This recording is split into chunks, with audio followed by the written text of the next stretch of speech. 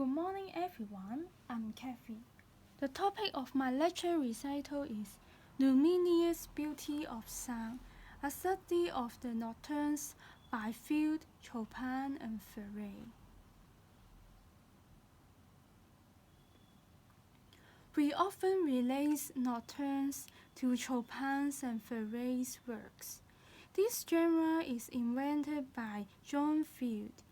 All three composers, John Field, Chopin, and Fauré, are the significant composers of this genre. Field wrote 19 nocturnes. Chopin composed 21 nocturnes. Field and Chopin wrote a similar output of nocturnes, where Fauré composed the smaller output of nocturnes. He wrote only 13. Therefore, I would like to take this opportunity to compare and discuss their compositions. Nocturne is about music played in a very midnight. It is originally invented by Field and then optimized by Chopin. While Nocturne is being widely used since the improvement of Chopin, Fauré did not completely follow the routine of composing skills and style Chopin used. While the cantabile bel canto singing style keeping the main character of the works, some of the details in Nocturne is changing from time to time. The discussion and performance will then follow by 3 featured pieces. Field Piano Nocturne in B flat major. Chopin Piano Nocturnes in D flat major. Fauré Nocturne No. 4 in E flat major.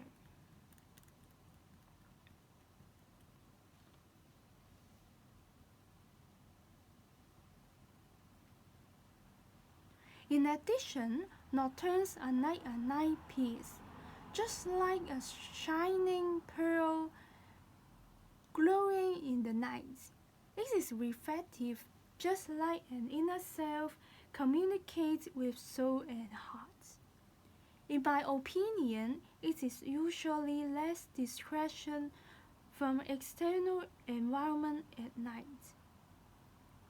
People playing nocturnes in nighttime just like talking and listening to themselves. In addition, nocturnes is a musical work imitating the cantabile singing style.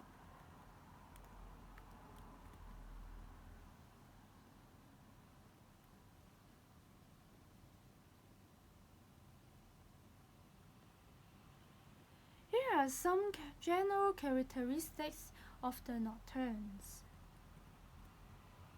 First of all, it usually uses dolce expressive, beautiful singing style writing to express feelings and emotions. We sometimes find descending chromatic notes in the long phrase. Also, they may have some legato notes in top 9 with accompaniment in left hand.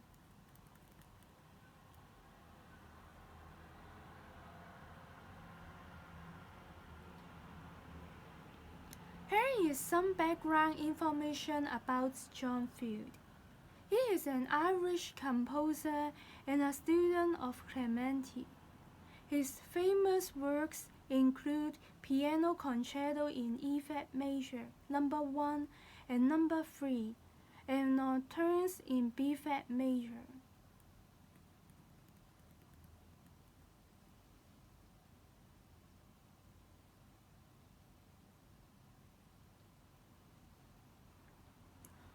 Chopin is a Polish composer and pianist. He moved to Paris when he is 21. Here are some of his famous works were written in Paris.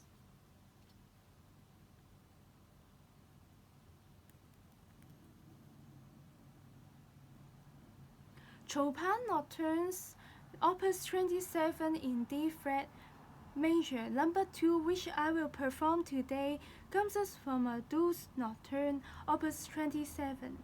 It includes 2 nocturnes, nocturnes in C sharp minor. Another is nocturnes in D flat major. Surprisingly, it is found that C sharp and D flat are an harmonic equivalence. Here is one of the quotations for Chopin's nocturnes. The melody flows about the accompaniment like a dream.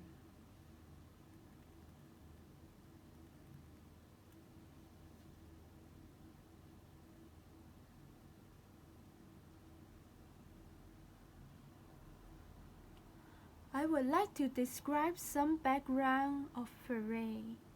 He is a French composer, pianist, organist, and teacher. There is 3 major periods for Fauré compositions. He is also favorable of using dissonance of notes and chords.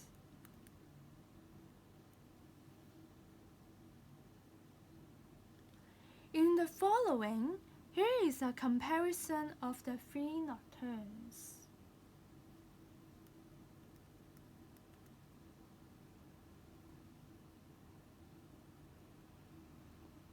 Field wrote nocturnes in an earliest year, while Fauré wrote nocturnes almost 70 years later. All 3 works have dedication, where Field and Chopin are both wrote to their students.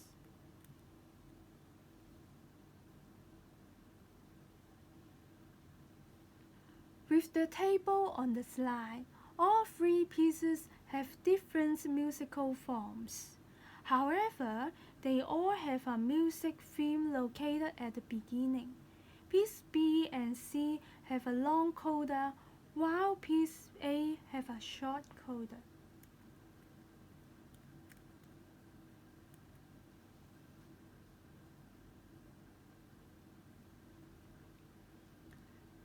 Three composers adopted different time signatures in the work.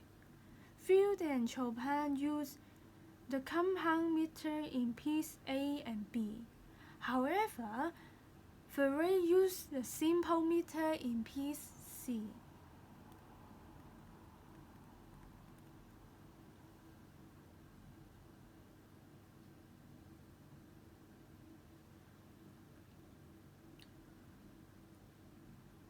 Three composers wrote a similar length on their shortest nocturnes. However, there is a variation on the length of the longest nocturnes. There is about 20% difference between Field and Chopin's longest nocturnes.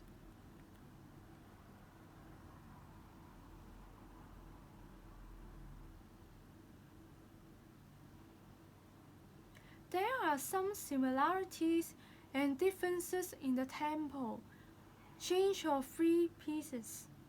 Rubato is sometimes applied in A and C, while there is often have rubato in piece B. It is very difficult to find other musical terms related to tempo change in piece A. However, piece B and C, Chopin and Fauré use calando, which means a gradual decrease in tempo.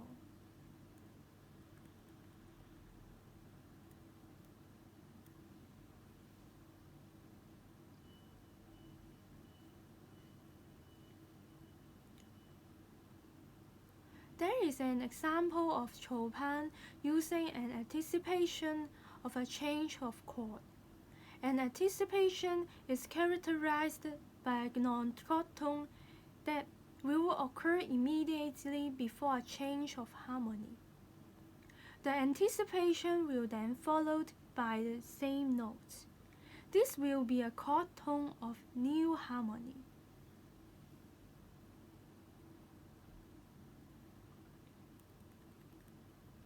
In piece C, Fauré also used embellished notes. We found there is some complete neighbor tone hidden in the middle part of the melody. It occurs between two stable tones and follows by step. For the example in piece C, it is in B flat major chord. Note E is followed by two same chord tones.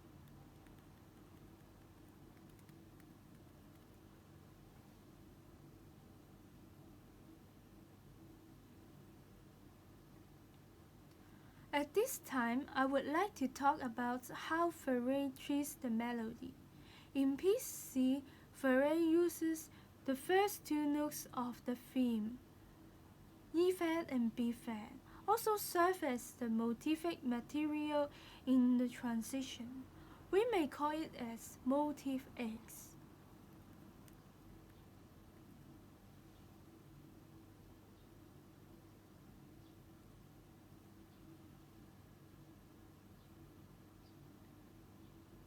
In my opinion, motive X imitating the sound of horn, just like calling by someone from far to close.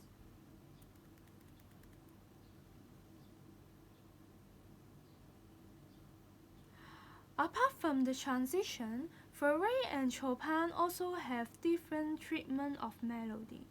In piece B, Chopin reuses the melody in different keys with additional decorative notes. Fauré used another way for the treatment of melody. In piece C, Fauré used first and second notes of the melody, which is E flat and B flat, which is also known as motive X, to create another theme in E flat minor and another section of piece C.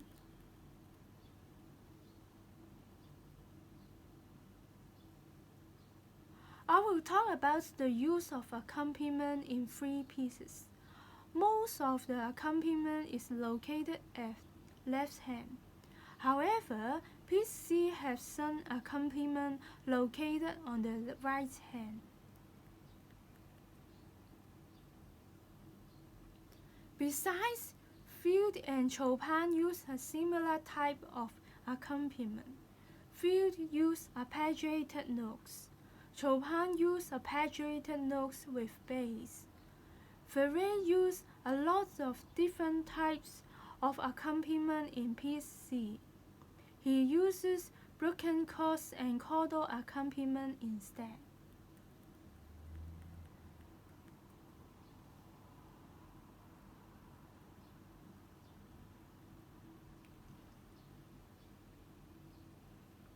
Here is one of the examples of the left-hand placement of melody used by Fauré in piece C. We can see the left-hand part is marked with forte and it becomes the melody. Just like answering someone with the melody, and the right hand is chordal accompaniment in perfect fourth and fifth.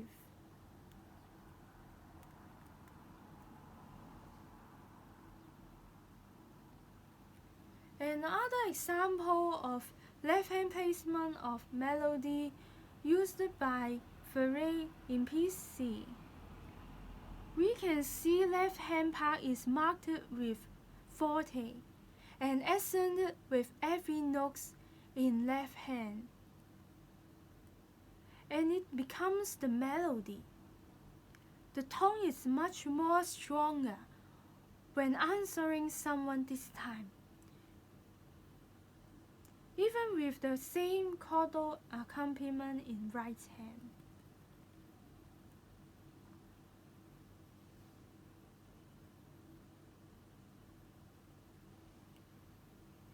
In the last session of this presentation part, I would like to share to you today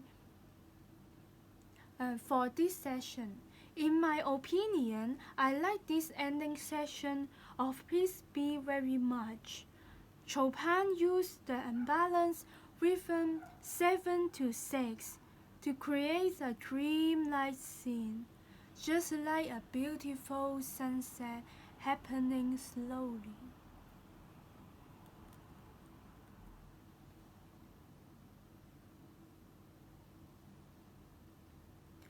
This is the end of my presentation part. Thank you very much.